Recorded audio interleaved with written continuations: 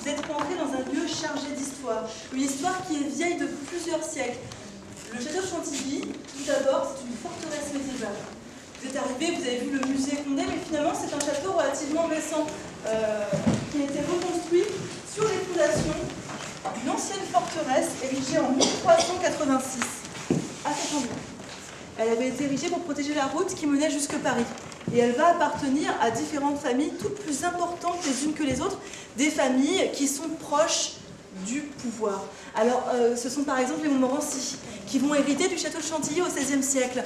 Vous avez croisé, en venant par la terrasse, un personnage sur une statue équestre qui brandissait son épée de connétable. Il s'agit d'Anne de Montmorency qui hérite du château en 1522.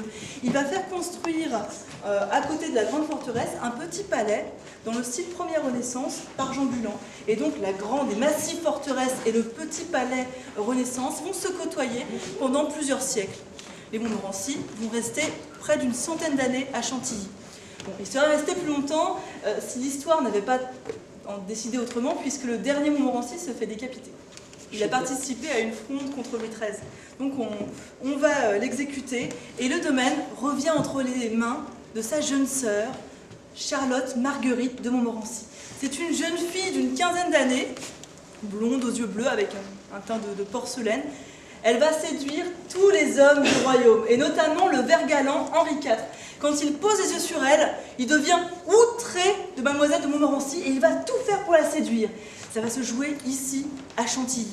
Alors, Henri IV va notamment la marier à son cousin, le prince Henri II de Bourbon-Condé, qui est peu charismatique et qui préfère la chasse à la compagnie des jeunes filles. Ah oui, bien sûr. Excusez-moi. Vous aurez compris un petit peu de quoi il s'agissait. Henri IV va rapprocher la demoiselle de son entourage. Et c'est un petit peu sur un coup de cœur du roi de France que Chantilly passe entre les mains des cousins de la branche cadette de la maison de Bourbon. Là, ça va être l'apparat qui va régner à Chantilly. Bon. C'est un peu l'apogée de Chantilly, et quand on dit l'apogée, ça veut dire qu'après, on va entamer une certaine forme de déclin. Vous pouvez deviner, la période la plus sombre, ça va être la Révolution française.